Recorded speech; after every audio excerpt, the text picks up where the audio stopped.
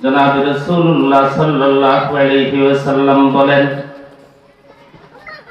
আল্লাহর নবী বলেন, কোন ব্যক্তির পরিবারে যদি কোন মেয়ে সন্তান জন্ম লাভ করি, আল্লাহ নবী বলেন ওই মেয়ের মা বাবার জন্য আল্লাহ তাআলা জান্নাতের চুক্তি লিপিবদ্ধ করেন। আবার এই মেয়ে যখন বড় হলো, এই মেয়ে যখন বড় হয়, বড় হওয়ার পরে বিবাহ শাদীর আগে যদি এই মেয়েটা মারা যায়, আল্লাহ নবী বলেন এই মেয়েটা শাহাদাতের মর্যাদা পায়। কিন্তু হাদিসে এমন কোথাও নাই কোন পুরুষ যদি বিবাহ শাদীর আগে মারা যায় তাহলে সে শহীদের মর্যাদা পাবে। কিন্তু মেয়েদের জন্য আল্লাহ তাআলা আলাদা একটা মর্যাদার স্তর নির্ণয় করে দিয়েছেন, যে বিবাহের আগে যদি মেয়েটা মারা যায় আল্লাহ রব্বুল আলামিন তাকে শহীদের মর্যাদা দান করবেন। আবার মেয়ে যদি যখন বড় হয়ে গেল, এই মেয়েটাকে মা বাবা দেখে শুনে যখন সুপাত্রের হাতে তুলে দিল, এবার তার বিয়ে শাদী হয়ে গেল, আল্লাহ নবী সাল্লাল্লাহু আলাইহি ওয়াসাল্লাম বলেন বিবাহ শাদী হওয়ার পরে মেয়ের নেকের গুণ আল্লাহ তাআলা বাড়িয়ে দেন। এই মেয়ে বিবাহের আগে এক ওয়াক্ত নামাজ পড়লে এক ওয়াক্ত নামাজের সওয়াব পাইতো, বিবাহের পরে যখন এক ওয়াক্ত নামাজ আদা করে আল্লাহ তাআলা তার আমলনামায় 21 ওয়াক্ত নামাজের সওয়াব লিখে দেয়। এটা কি কোনো পুরুষের সুযোগ আছে? এটা কোনো পুরুষের সুযোগ নাই। আবার এই মেয়ে যখন গর্ভবতী হলো, এই মহিলা যখন গর্ভবতী হলো, নিয়তটা খাঁটি করতে হবে, শুদ্ধ নিয়তে। নিয়ত ছাড়া কোনো কাজে সওয়াব মেলে না। এই মহিলা যখন গর্ভবতী হলো, গর্ভ সঞ্চার হওয়ার সাথে সাথে আল্লাহ নবী বলেন তার জিন্দেগীর সমস্ত গুনাহ ক্ষমা করে দেওয়া হয়। আপনাদের এলাকার কতজন পুরুষ গর্ভবতী হয়? আর কয়জন পুরুষ এই সওয়াবের অধিকারী হতে পারে? এটা কোনো পুরুষের দ্বারা সম্ভব না। এই মেয়ে যখন গর্ভবতী হলো, আল্লাহ পাক পরওয়ারদিগার আলম সঙ্গে সঙ্গে তার জীবনের সব গুনাহ ক্ষমা করে দিলেন। এই মেয়ে যখন এবার গর্ভধারণ করার কারণে যখন তার কষ্ট হইতেছে, এক মাঝে মধ্যে সে শব্দ করতেছে, বিভিন্ন ভাবে শব্দ করতেছে, বিভিন্ন কষ্টের কারণে আল্লাহ নবী সাল্লাল্লাহু আলাইহি ওয়াসাল্লাম বলেন, ফেরেশতাদেরকে জিজ্ঞেস করে আল্লাহ তাআলা, ও ফেরেশতা, আমার এই বান্দী এখন কি করতেছে? ফেরেশতা বলে, আল্লাহ গো, গর্ভ সঞ্চারিত হওয়ার কারণে আপনার এই বান্দীর এখন বমি বমি ভাব, আপনার এই বান্দীর এখন অনেক কষ্ট হইতেছে, এই জন্য সে এখন করতেছে। আল্লাহ নবী বলেন, আল্লাহ তাআলা ফেরেশতাকে বলেন সে করে না, বরং তার আমলনামায় লেখো সে সুবহানাল্লাহ, আলহামদুলিল্লাহ, লা ইলাহা ইল্লাল্লাহর জিকির করতেছে। সুবহানাল্লাহ, আলহামদুলিল্লাহ, লা ইলাহা ইল্লাল্লাহ, আল্লাহু আকবারের জিকিরের সওয়াব তার আমলনামায় লেখা। এবার যখন মাঝে মধ্যে সে ব্যথায় আক্রান্ত হয়, এই নারীটি গর্ভবতী হওয়ার কারণে যখন বিভিন্ন সময়ে সময়ে ব্যথা আক্রান্ত হয়, আল্লাহ নবী সাল্লাল্লাহু আলাইহি ওয়াসাল্লাম বলেন, আল্লাহ পাক পরওয়ারদিগার আলম প্রতি মুহূর্তের ব্যথার বিনিময়ে আল্লাহ তাআলা তাকে আরবের বংশোদ্ভূত গোলাম আজাদ করার সমান সওয়াব দিয়ে দেয়। এটা কয়জন পুরুষ অর্জন করতে পারে? পুরুষরা জুমার নামাজ পড়ে সওয়াব অর্জন করে, পুরুষরা জমাতে নামাজ পড়ে সওয়াব অর্জন করে, পুরুষরা ঈদের নামাজ পড়ে সওয়াব অর্জন করে, পুরুষরা জানাজার নামাজে শরীক হয়ে সওয়াব অর্জন করে। এই দিক থেকে পুরুষরা এই মর্যাদাটা লাভ করতে পারতেছে। কিন্তু ওই দিক থেকে ওই যে মা বোনরা যখন গর্ভবতী হইল, বিবাহের আগে যদি মারা যায় শাহাদাতের মর্যাদা পায়, বিবাহের পরে যখন এক ওয়াক্তের নামাজ পড়ে 21 ওয়াক্ত নামাজের সওয়াব পায়, এরপরে যখন ও আ শব্দ করে তখন সুবহানাল্লাহ আলহামদুলিল্লাহ লা ইলাহা ইল্লাল্লাহ আল্লাহু আকবার জিকিরের সওয়াব পেতে থাকে। এরপরে যখন বিভিন্ন সময় ব্যথা আক্রান্ত হয়, প্রতি মুহূর্তের ব্যথার কারণে আল্লাহ তাআলা তার আমলনামায় আরব বংশোদ্ভূত গোলাম আজাদ করার সওয়াব লিখে দেয়। আর কি তো কম দিছে নাকি? এবার সময় যখন পুরিয়ে আসলো, এর যখন প্রসবের সময় কাছে আসলো, প্রসব যখন হয়ে গেল, প্রসব হওয়ার সঙ্গে সঙ্গে আমার নবী বলেন দয়াল আল্লাহ ওই মহিলার জিন্দেগীর সমস্ত গুনাহগুলি মাফ করে দেয়। আর এই অবস্থায় যদি কোনো মহিলা মারা যায় শহীদের মর্যাদা পায়, এমনকি 40 দিন নেফাসের ভিতরে যদি সে মারা যায় তাহলে শাহাদাতের মর্যাদা পায়। এমনকি ওই মহিলা যখন তার দুগ্ধপোষ্য শিশু সন্তানকে তার নিজের বুকের দুধ পান করায়, বাচ্চা যখন প্রতি ঢোক দুধ পান করে, প্রতি ঢোক দুধ পান করে, ও মা বোনেরা একটু খেয়াল করে শুনুন, অল্প সময় আলোচনা হবে, একটু খেয়াল করে শুনুন। আল্লাহ নবী সাল্লাল্লাহু আলাইহি ওয়াসাল্লাম বলেন, আপনি যখন আপনার সন্তানকে দুধ পান করান, প্রতি ঢোক দুধ যখন আপনার সন্তান পান করে, আল্লাহ নবী হাদিসে ইরশাদ করেন, প্রতি ঢোক এক এক ঢোক দুধ পান করার বিনিময়ে আল্লাহ তাআলা আপনার নামায় আপনার আমল নামায় এই পরিমাণ সওয়াব দান করেন যেন আপনি কোন একটা মৃত মানুষকে জীবন দান করলেন।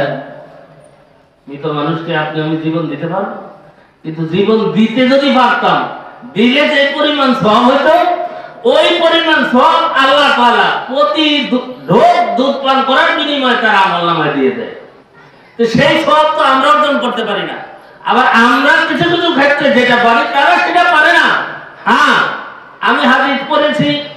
এরপরে আল্লাহ নবী সাল্লাল্লাহু আলাইহি ওয়াসাল্লাম বলেন, এই সন্তানটা যখন 2-2.5 বছরের হয়ে যায়, আস্তে আস্তে করে যখন তার মুখ থেকে আব্বু আম্মু আব্বা আম্মা মাম টাম ইত্যাদি এই জাতীয় কিছু বাহির হতে চায়, তখন তাকে পাপা পাপা, মাম্মি মাম্মি, ডেডি ডেডি ইত্যাদি না শিখাইয়া তাকে সর্বপ্রথম আল্লাহ বলানোর ব্যবস্থা করতে হয়।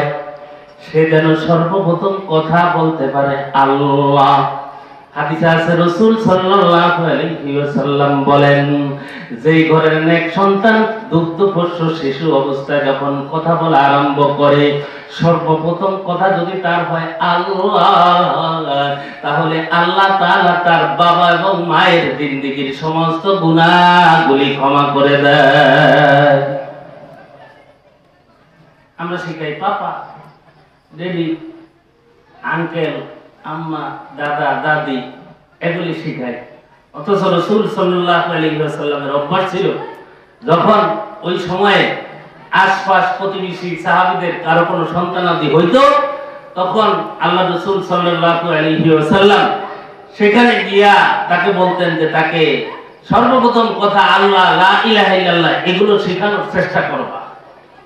এগুলো শেখানোর চেষ্টা করলে তখন এই ছেলে, আরে শোনেন হাদিসে আছে, এগুলো তো জুমার বয়ান, মানুষ নাই কি করবে, এজন্য কিছু আলোচনা করতেছি আর কি, ওয়াজ নসিহত না। আর ওয়াজ এরকম আহামরি বয়ান করার আমার খুব যোগ্যতাও নাই। তো রাসূল সাল্লাল্লাহু আলাইহি ওয়াসাল্লাম হাদিসে পাকে এই উম্মতের জন্য বহু বহু সবক দান করে গেছেন। তো যে কথাটা বলতেছিলাম যে জুমার মসজিদে এর চেয়ে বেশি লোক প্রথম দিক থেকেই 12টা, 12:15টার দিকে এর চেয়ে বেশি লোক আসে পড়ে। আমরা আজান হয়ে যায়, সাথে সাথে আলোচনা শুরু করে দেয়। এই 15 মিনিট 20 মিনিটের ভিতরে পুরা মসজিদ ভরে যায়। 20 মিনিটও লাগে না আমার, পুরা মসজিদ একদম ভরে যায়। 700-800 লোকের সমাগম হয়ে যায়। যাক, তারপরেও এই মেলা টেলায় যারা ঘুরাফেরা করতেছে, যুবক শ্রেণী অন্তত তারা যদি আসতো, আসা যদি একটু সময় দিত, তাহলে খুব খুশি হইত। তো যে কথাটা বলতে চাইছিলাম, রাসূল হাদিসে ইরশাদ করেন, কুল্লু মাউলুদিন ইউলাদু আলাল ফিতরা ফাআবাওয়াহু ইউহাম্মিদানিহি আও ইউনাসসিরু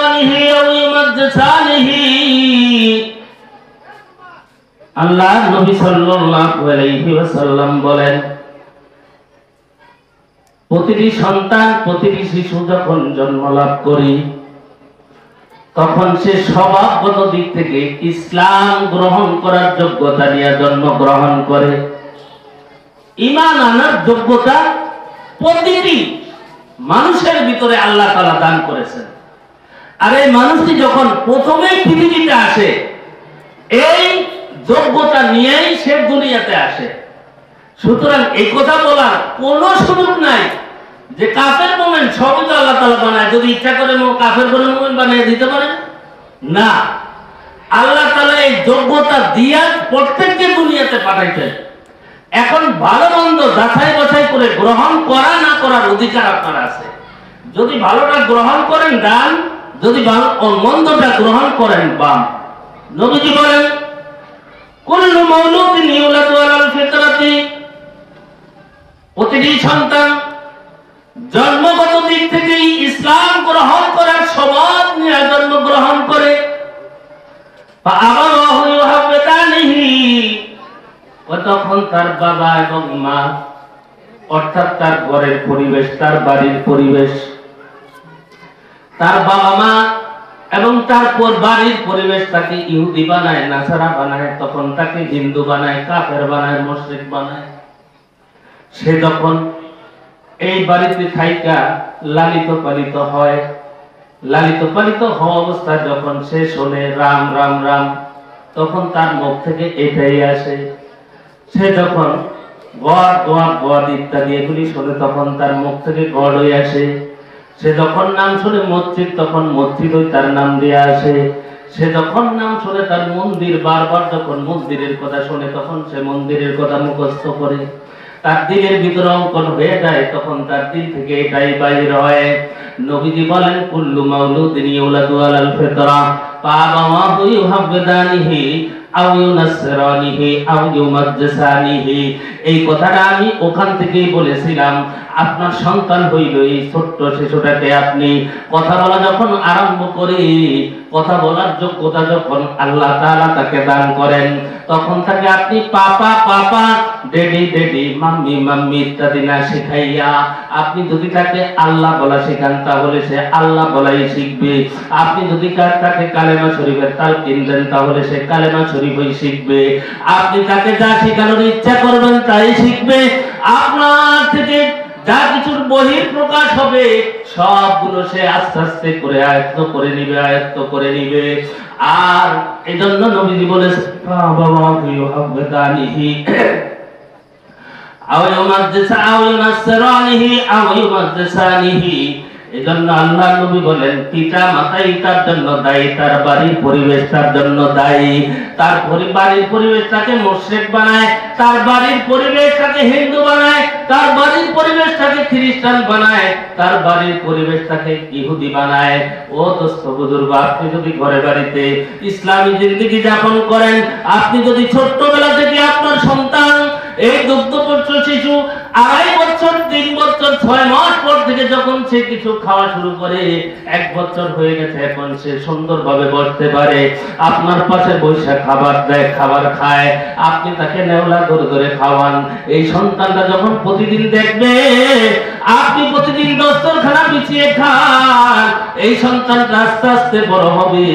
এই সন্তানটা যখন বড় হয়ে যাবে, বড় হওয়ার পরে যদি কখনো কোনোদিন আকস্মাৎ তাকে দস্তরখানা ছাড়া খাবার দেওয়া হয়, তখন এই সন্তানের ভিতরে দিল থেকে উঠলে উঠবে যে না, আমি ওইটা ছাড়া খাবার খাবো না। আব্বাকে প্রতিদিন দেখছি এইটা বিছাইয়া খাবার খায়, আম্মাকে দেখছি প্রতিদিন এইটা বিছিয়ে খাবার খায়, দস্তরখানা বিছিয়ে খাবার খায়। আপনাকে যখন প্রতিদিন দেখবে আপনি উযু করেন বাথরুমে, গোসলখানায়, উযুখানায় আপনি উযু করেন, প্রতিদিন ব্রাশের সাথে সাথে আপনি মেসওয়াকও করেন। আপনার ছেলে যখন আপনাকে দেখবে প্রতিদিন আব্বার অভ্যাসে পরিণত হয়েছে, ব্রাশ দিয়ে দাঁত মাজছে কেন? ব্রাশ করছে এজন্য যেহেতু পান টান ইত্যাদি খায়া ভিতরে ময়লা আবর্জনা বেশি জমছে। আর মেসওয়াকটা কি জন্য করছে? মেসওয়াকটা হলো উযুর সুন্নত, নামাজের সুন্নত। এক ওয়াক্ত থেকে এক উযুর মেসওয়াক সহ উযু করে নামাজ আদায় করলে 70 গুণ সওয়াব বেশি পাওয়া যায়। এই কারণে বাবা বারবার গুরুত্ব দিয়ে মেসওয়াক সহ উযু করেছে। এই সন্তানটা যখন শিখবে। প্রতিদিন আপনাকে দেখছে আপনি মেসওয়াক করেন, এবার সন্তান মেসওয়াক ছাড়া উযুই করবে না। আপনাকে অভ্যাস করছে হুজুরেরা বইলা, আপনাকে অভ্যাস করছে বক্তা সাহেব বইলা, আপনাকে অভ্যাস করেছে মুফাসসির সাহেব বইলা, আপনাকে অভ্যাস করেছেন আলেম ওলামারা বলিয়া, কিন্তু আপনার ছেলে অভ্যস্ত হয়ে গেছে আপনার আমল দেখিয়া, আপনার আমল দেখিয়া সে অভ্যস্ত হয়ে গেছে। এজন্য দোস্ত বলবো, আপনার ঘর ঠিক করেন, আপনার বাড়ি ঠিক করেন, আপনার সন্তান ঠিক করেন। বেশি দিন থাকবেন না এই মানসিক দুনিয়া বেকদরে বাকাইকা ফিহা ওয়ামাল লিল আখিরাতি বেকদরি লিকাইকা ফিহা। সেদিকে আর গেলাম না, সময় কম। আমি হাদিসে পাক তেলাওয়াত করেছিলাম, রাসূল সাল্লাল্লাহু আলাইহি ওয়াসাল্লাম বলেন, লাআনাল্লাহু যায়রাতিল কুবুর,